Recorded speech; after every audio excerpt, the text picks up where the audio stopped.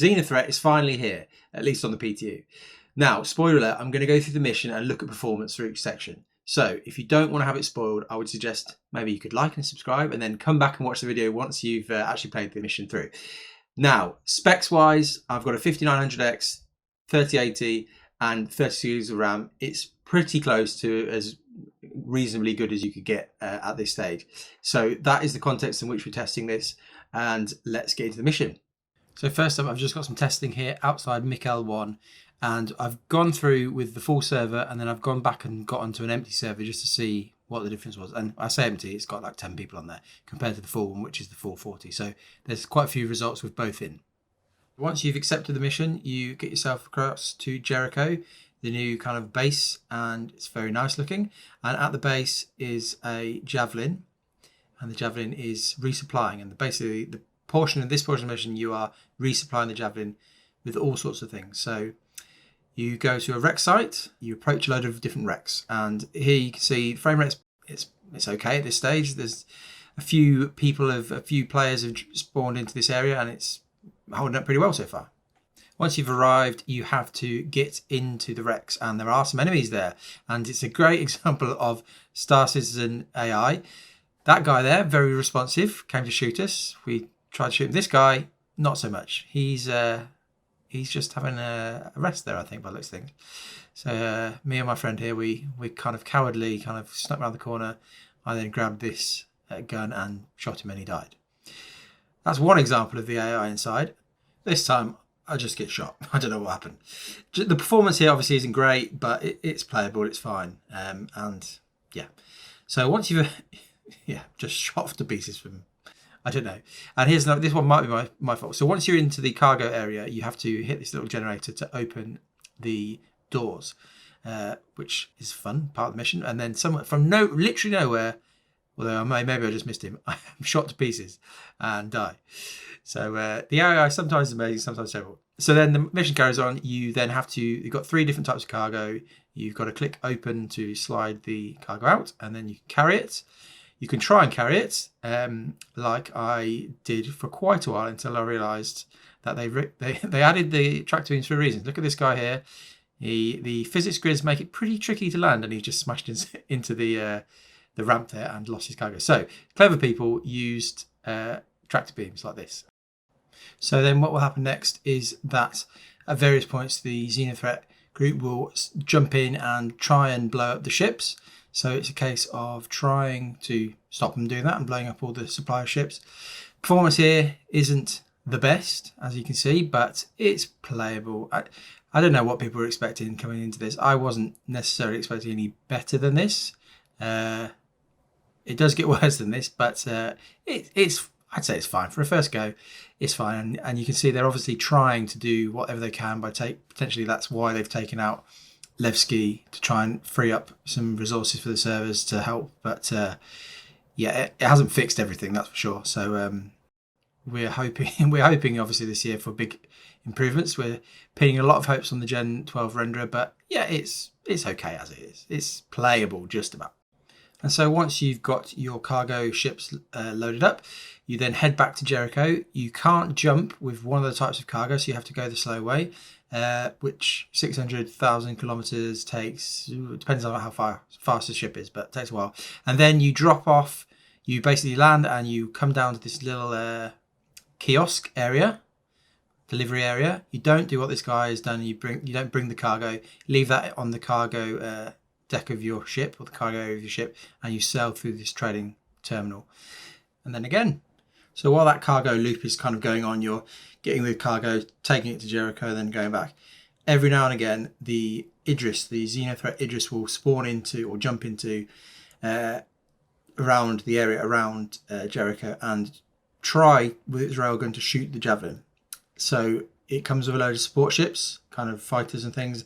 You have to blow those up as quick as you can, and then it will jump out again.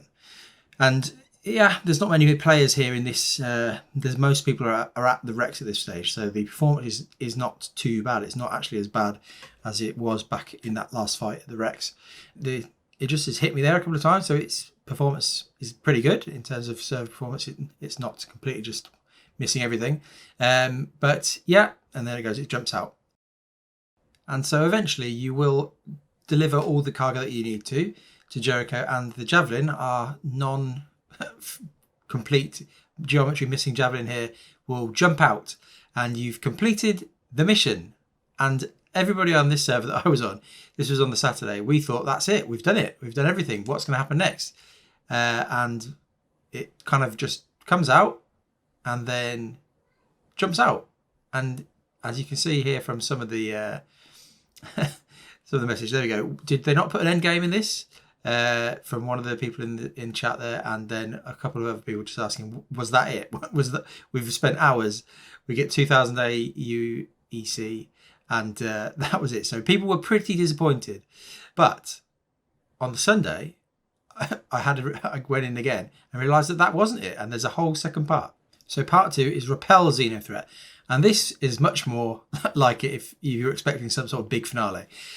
Basically, you go back to the wreck site, and XenoThreat's capital ships are there, and all sorts of, as you can see, the radar is full of all sorts of fighters and different ships. So it's much more kind of along the big battle that people have kind of been hoping for from Star Citizen for years now. Yeah, I did enjoy this a lot. You can see performance has dropped another notch from what we've seen before, because really now we've got the whole server, the 40 players on this server, all in the same area, as well as one Idris to start off with, and then once that one has been destroyed, another 2 jump in. So yeah, it's all kicking off basically, and this was, yeah, it's a lot of fun. And here's the Idris going boom, and you can never get bored of seeing this because it just looks incredible. But yeah, it's the performance obviously is nowhere near where CIG would want it to be, I'm sure of, in this section. So the first, with just the one Idris, when I jumped in, we're at 21 average. And just take a listen to the audio here, just because it's so nice. Hang on. Down on the Idris, hit it while you can.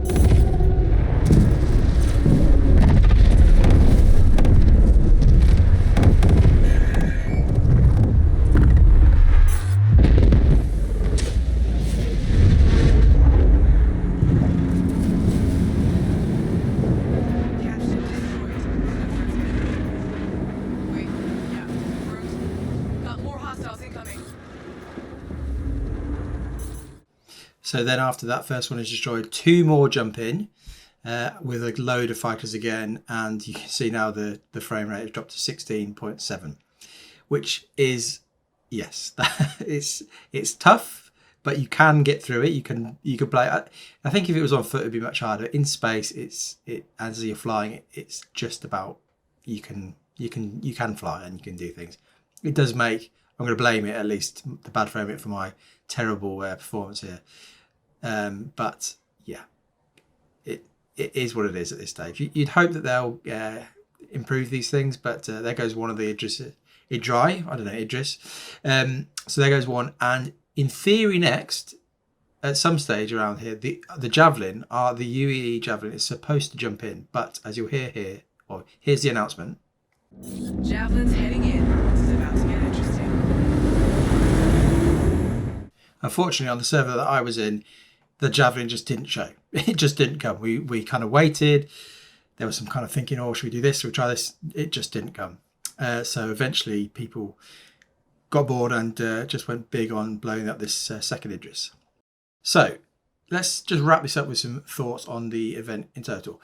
From a performance point of view, obviously it's not great. It probably wasn't as bad as I thought it was going to be. There was areas or sections of it where it was pretty playable.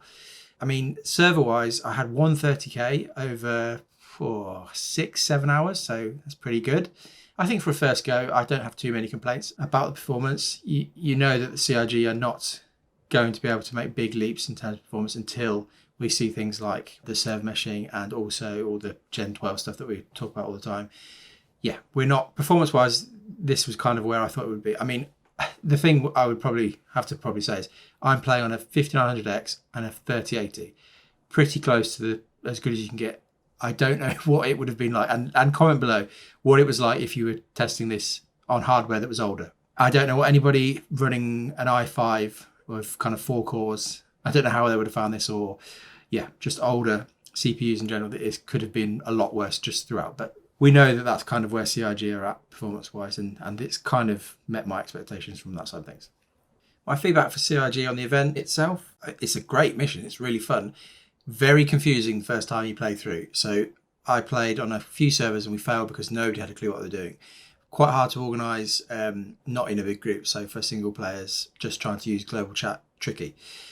What it probably could do with is maybe some sort of briefing at the start, more detail of what people are trying to do, what they need to do, that they have to go into the Starfarer X, they have to open that door, they have to kill the NPCs.